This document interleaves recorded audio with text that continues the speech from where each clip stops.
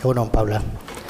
Bueno, Paula Casares, soziolinguista, Euskal Filologian eta Antropologian graduatuta, soziolinguistikan doktorea, Euskaren indarberritzea ardura eta ikerketa arlo du, eta Urtzaroko euskarazko hizkuntza sozializazioan aztertzailea eta edatzailea da. Egun, Euskara Bidea, Euskaren Nafar Institutoan jarduten du. Hitzaldiaren izenburua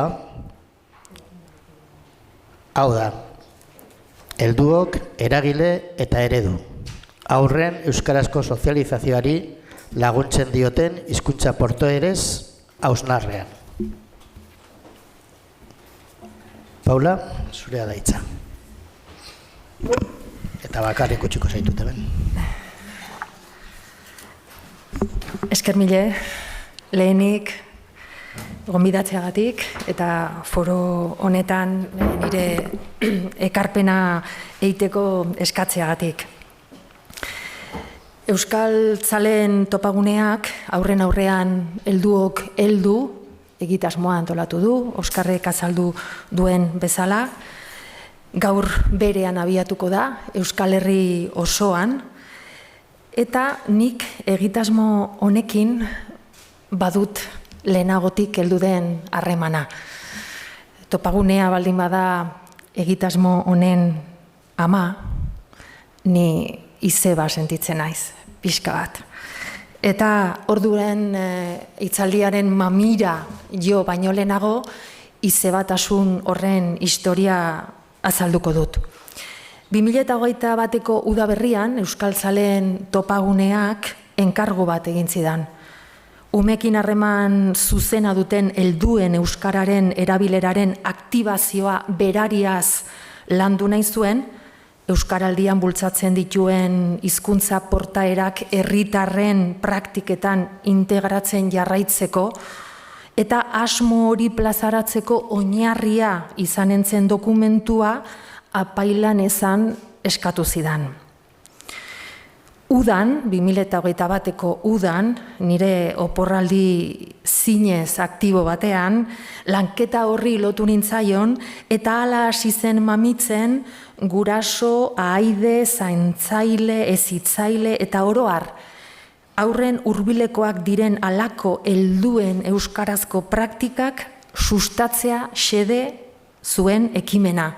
Gerora, aurren aurrean helduok heldu izen hartu zuena eta 2021ko udazkenean euskarak 3-6-5 egun ildoaren barnean gizarteratzen hasi zena. Orai, 2 urte geroago eta ekimenaren aurkezpenaren testu inguruan antolatu den jardunaldi honetan, hausnarketa hori eguneraturik ekarri dut foro honetara.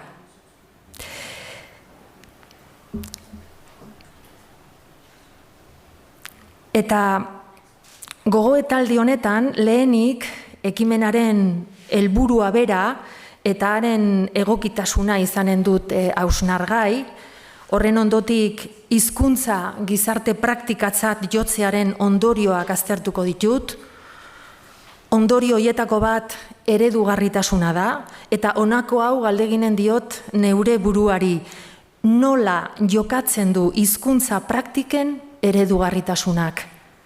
Eta alde horretatik, ze behar du euskarak. Eredugarritasuna bete-betean harturik mekanikoa alda.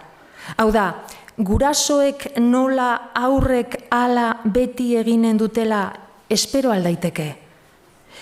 Ein batean ez aldugu hori buruan hizkuntza transmisioaz arduratzen garelarik. Baina euskararen transmisio bete eta zuzenaren ideia hori zen neurritan da egia eta zen neurritan da mitoa. Gurasoek eragile aktiboak eta koherenteak izan behar dutela erraten dugu. Eta guraso euskaldun Euskal Tzaleon bizipenetan maiz etxipena dago. Nolatan ez du euskaraz egiten, nik beti egiten badiot. Eta batzuetan errua ere bai. nahiko genukeen bezain eredugarriak ez izateagatik, edo euskarari lehentasuna eman nahi izatean zorrotzegiak izateagatik. Eta emozio hoietaz ere mintzatu behar dugu. Ez terapia kolektiboa egiteko, edo ez horretarako bakarrik. Hizkuntza praktikek sortzen dizkiguten emozioak hobeki kudeatzeko baizik. Haurrak euskaldun az daitezen eta euskararekin harreman usua eta egoera askotarikoetan behar dute. Eta horretarako gurasoak euskararen kontuetan aktiboak izatea garrantzitsua da. Baina hori ez da aski. Giro oso bat behar da, sare oso bat behar dugu euskaraz aditzea eta aritzea ahalbidetzen duena. Euskarazko komunikazioa ohikoa egiten duena. Giro babes emailea, erraztailea edo bideratzailea eratzea komeni da. Batipat euskarazko komunikaziorako inertzia sozialik ez dagoen testu inguruetan. Eta alde horretatik, aurren aurrean heldu ekimen honek, horretarako laguntzen aldu. Hori guztia ordu erdi batean laburtu eta argi ematen saiatuko naiz, duela 2 urte topaguneak eskatutako enkargua are zailagoa eman dit oraikoan, baina orduan egin nuen bezala gogo honez eta atsegin handiz ekinen diot.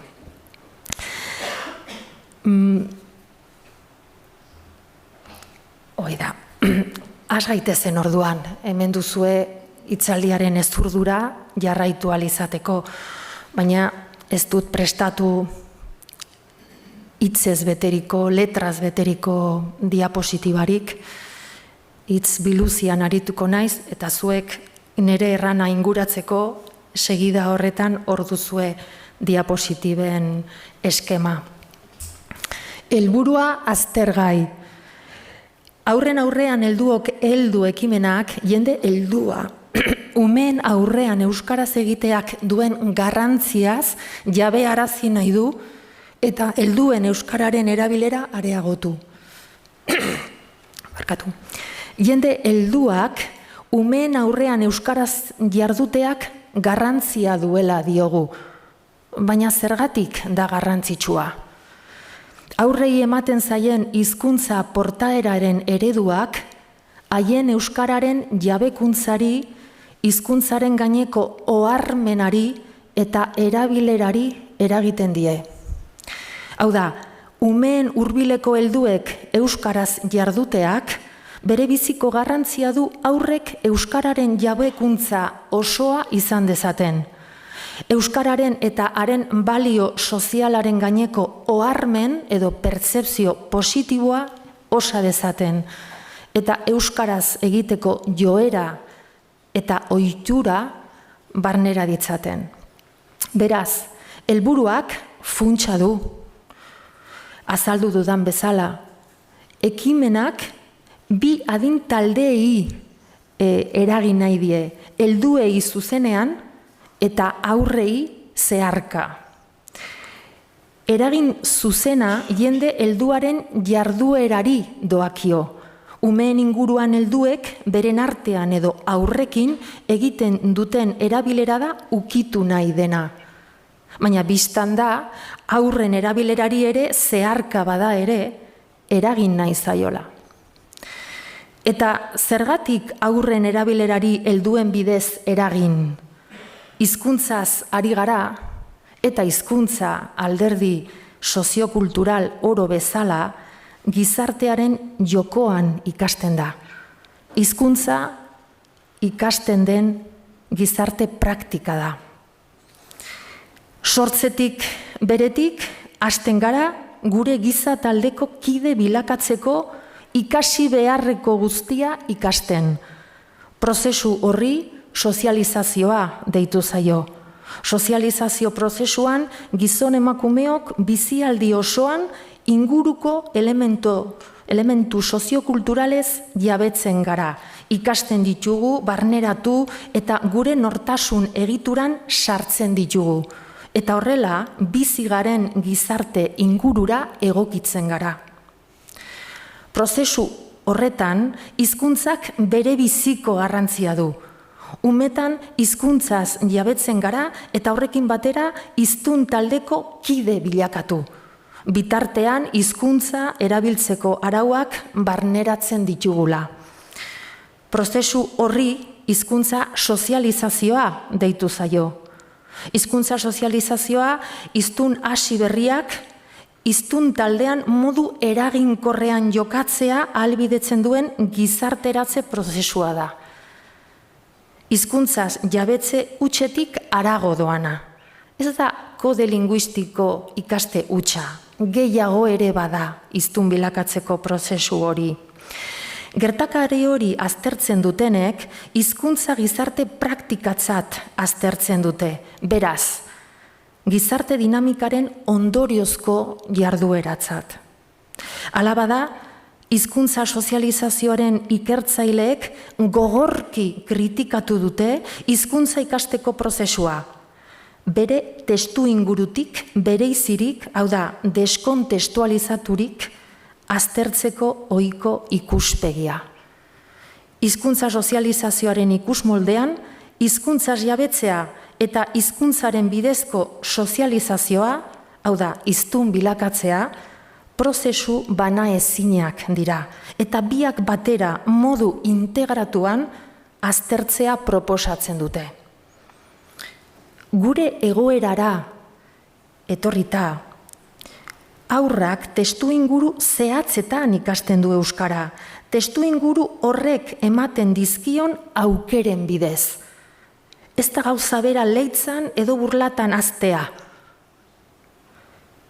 Ez da gauza bera euskaraz jabetzea, euskaraz egiten duen familia batean edo euskaraz aditzen ez den etxe batean. Euskara bere testuinguruan ikasten du haurrak. Dena delako testuingurua dela eta testuinguru horretan hizkuntzaz jabetzea ez da kode linguistikoa ikaste hutsa. Kode hori erabiltzeko jakintza soziala ere barneratzen da. Hizkuntza gizarte jarduna den aldetik, hari loturiko portaerak, ohiturak eta joerak ere ikasten dira. Hau da, hizkuntza ez ezik, hizkuntza erabiltzeko modu soziala ere ikasten du haurrak.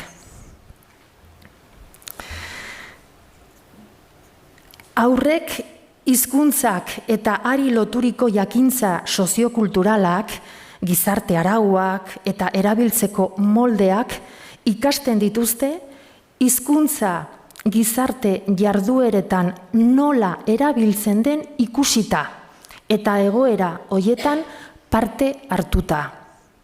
Hau da, eguneroko hizkuntza harremanetan ikusle eta entzule izanez eta hoietan parte hartuz, helduen jokamoldeetatik batipat hartzen dute haurrek hizkuntza portaeraren eredua.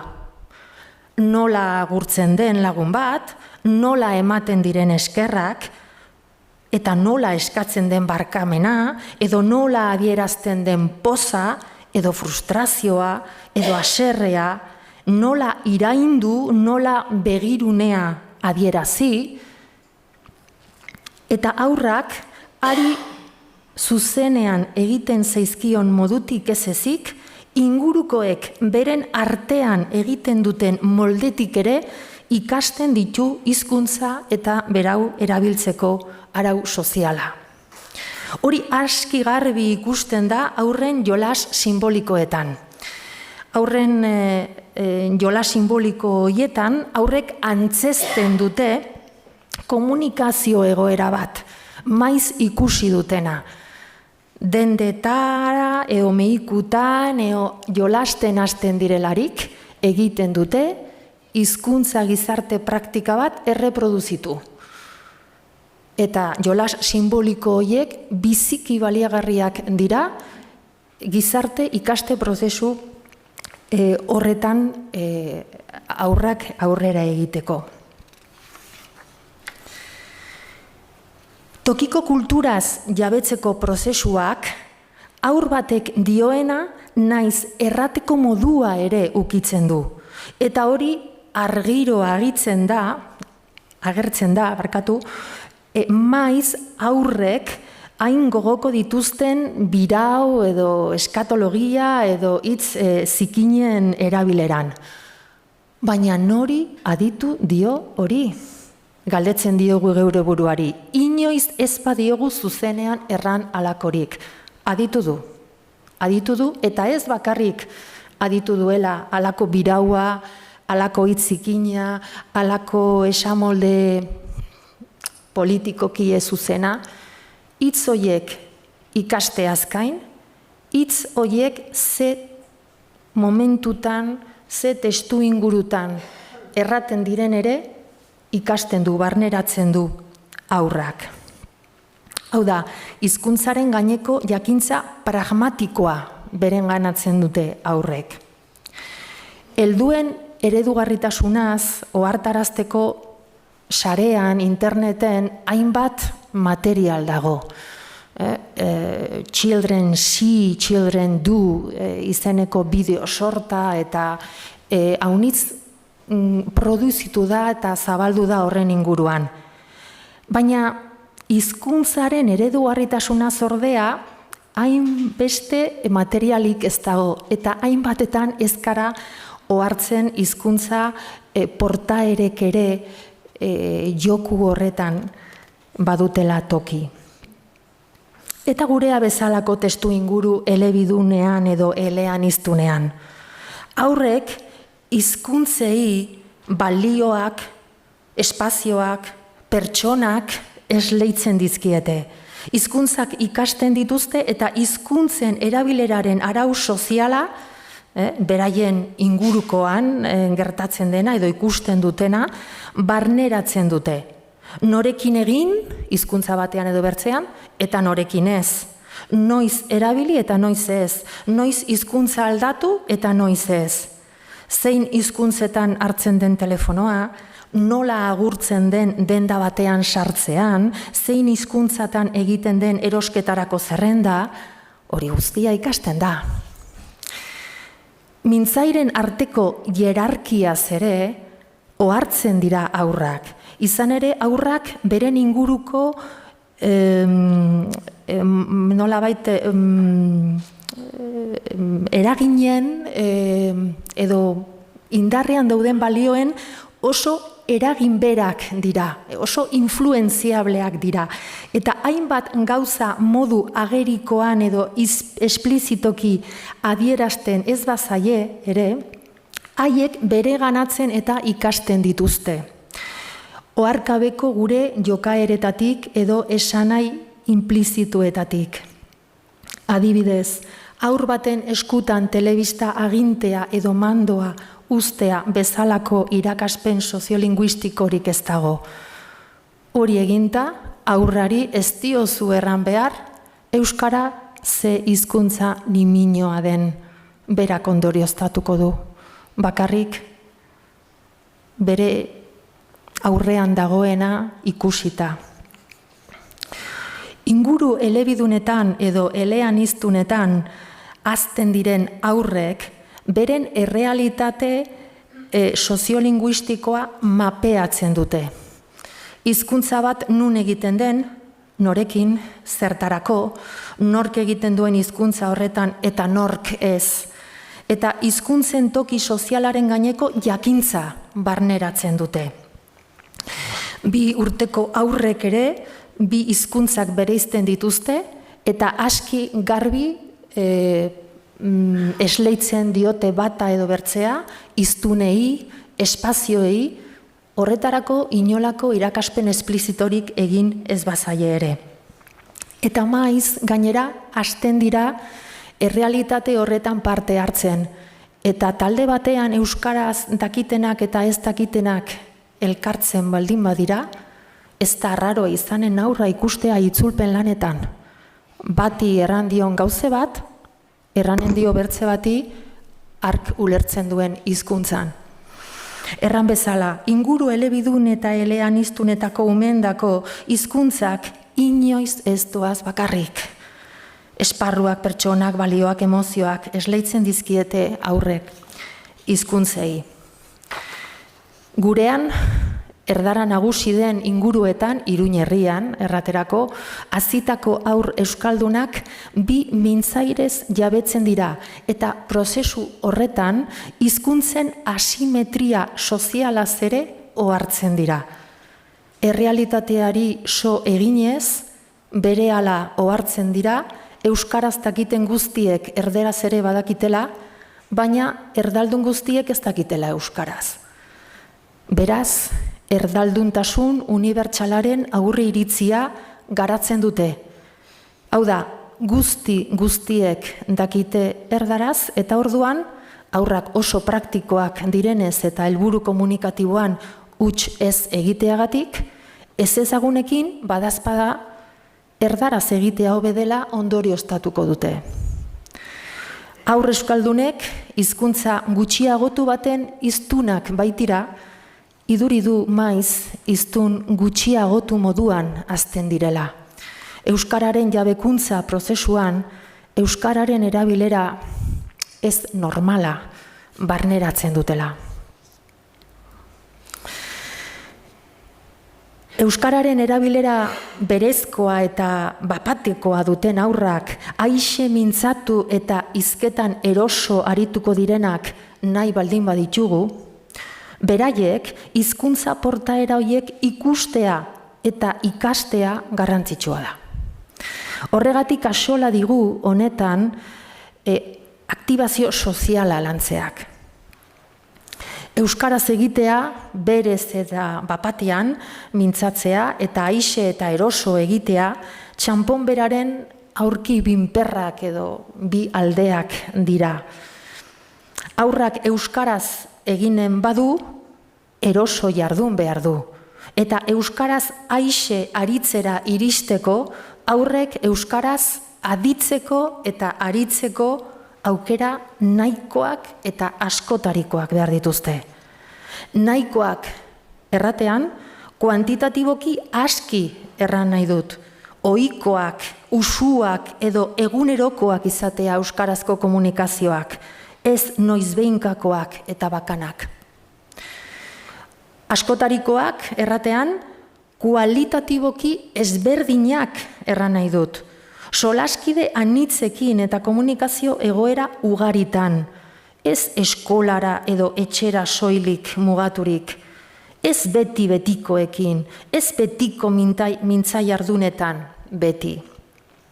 Etxetik edo eskolatik hasita, baina ez horretara mugaturik.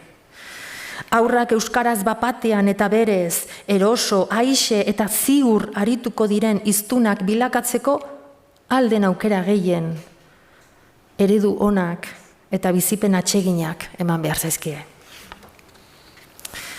Hiztun bilakatzea ez da soilik kode linguistikoa ikastea, alderdi gehiago biltzen ditu.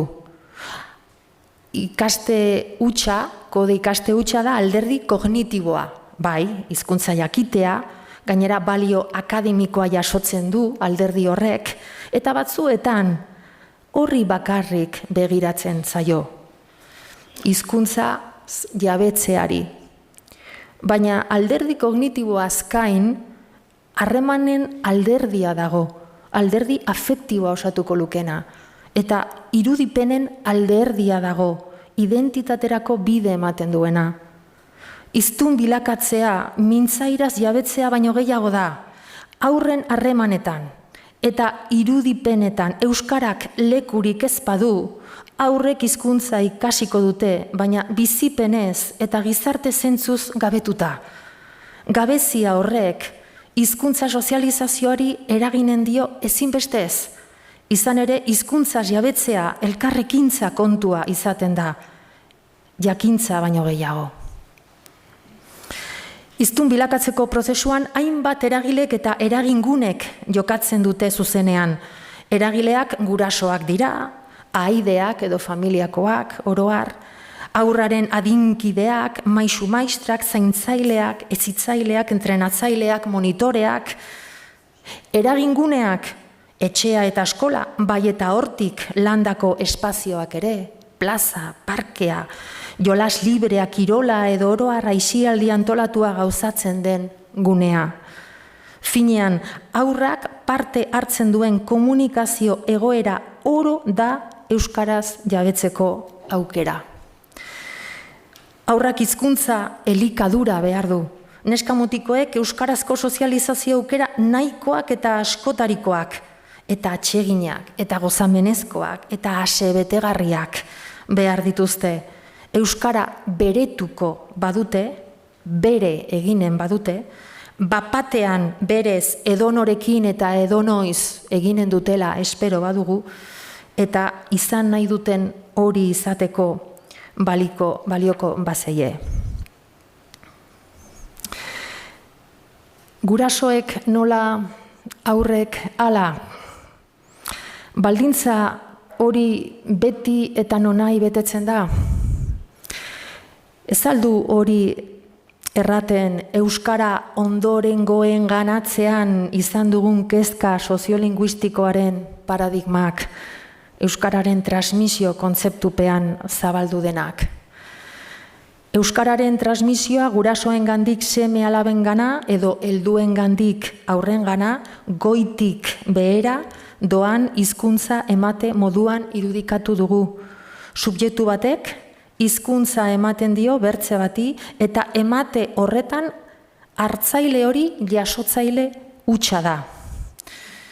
Hizkuntza transferentzia horretan aurren hizkuntzaz jabetzea gurasoen ereduaren errepikatze edo erreproduzitze hutsa balitz bezala aurkezten da.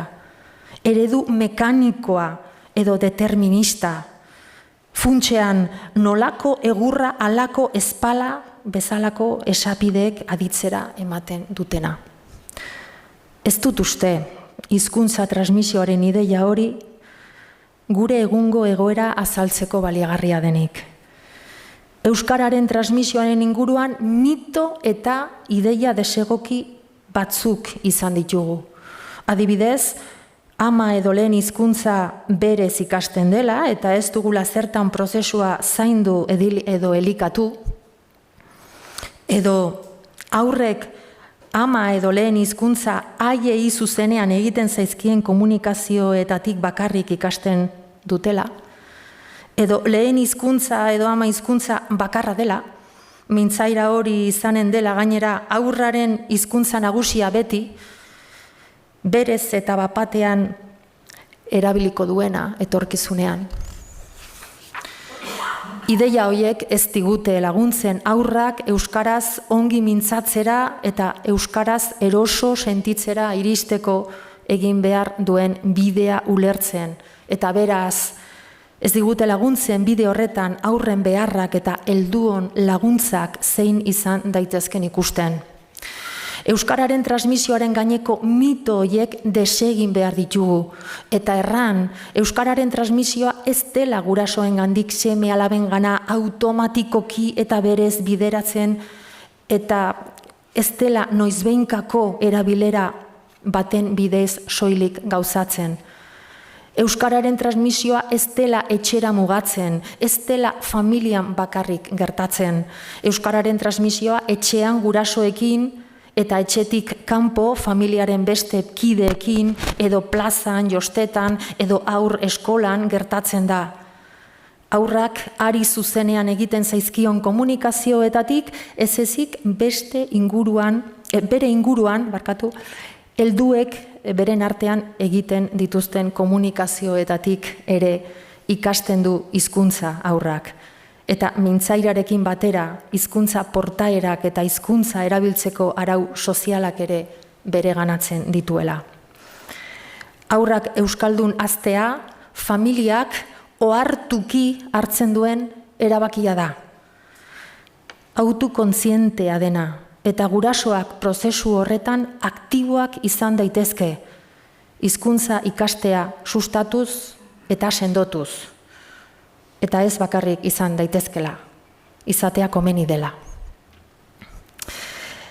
Eta,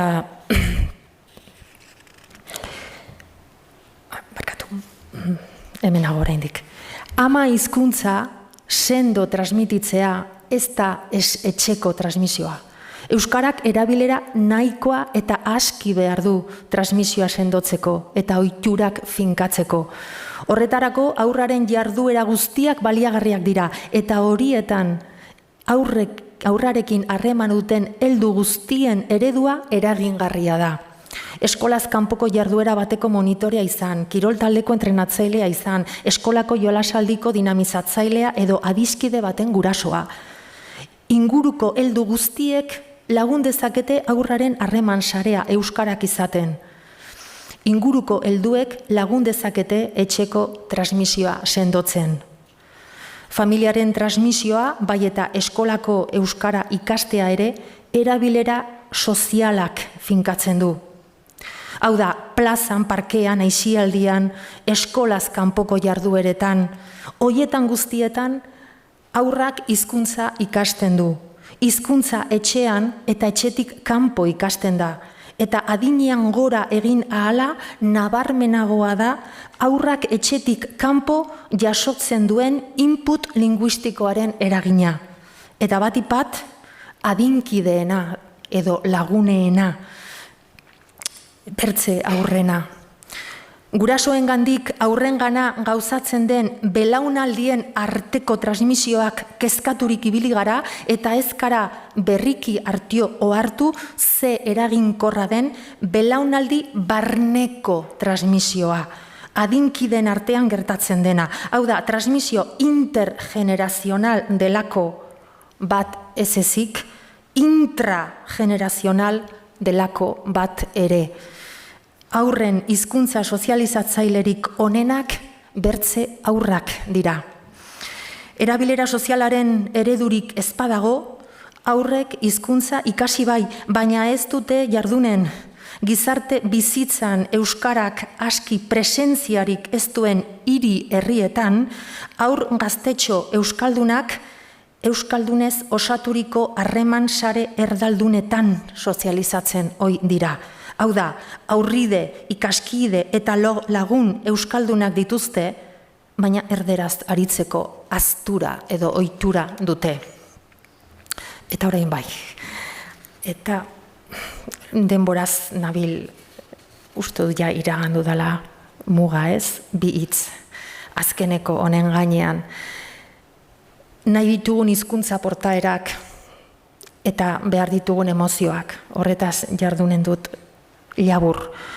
Gurasoak eta aurren inguruan dabiltzan bertze helduak euskararekin aktiboak izatea garrantzitsua dela errandugu. Euskara nagusi ez den herri hirietan inertzia komunikatiboa erdaraz da eta batzuetan eredugarriak eta koherenteak izan nahi dugu. Eta beti eredugarria eta koherentea izan nahi izatea batzutan nekagarria izan daiteke. Familian, ustez, euskararen erabilerako eremu baketsu, homogeneoa, beti bat den hori ez, familian euskararen erabilera ez da dagoeneko betea eta beti bat. Etxean, hizkuntzaren inguruko negoziazioak egunerokoak dira. Etxetik kanpo ere, euskarari tokia ematea inertzia baten kontra aritzea da maiz. Eta horre guztiak emozioak sortzen ditu. Eta emozio horiek kudeatzea garrantzitsua da. Batzuetan etxipena. Etxe euskaldunetako aurrak jotak erderaz aritzen direlako auzo inguruan euskaraz aitzea ezpada nagusi. Ze gehiago egin dezaket euskaraz mintza dadin? Haunitz guraso bere buruari galdetzen dio. Bertze batzuetan, errua eta kontzientzia kargoa. Euskara lehenesteagatik. Edo euskarari nagusitasuna eman nahi izatean zorrotzegiak izateagatik. Eta etxipena, errua eta kontzientzia kargoa ez badira aski, ingurukoen gaitzespena eta ez ulertzea batzutan. Aurraren inguruan euskara alden gehien bermatu nahi izateagatik. Haurrarekin beti euskaraz egiten koherenteak izatea garrantzitsua da, eta gure ahalegin horretan ingurukoen laguntza eskertzen da. Denboraz ez pasatzeagatik hemen utziko dut mintzaldia bakarrik aipatuz. Nola baiteko testu inguru erraztaileak, bideragarriak, atseginak sortzen, saretzeak, eratzen, auzoan, plazan, gure lehentasuna dena sozializatzen eta lehentasun horrekin bat egiten duten bertzekideak, haien empatia eta ulerberatasuna jasotzen hori ere behar dela. Eta aurrean, heldu egitasmo honek hori indartzen du eta berez ekimena arront baliagarri izan daiteke. Esker mile.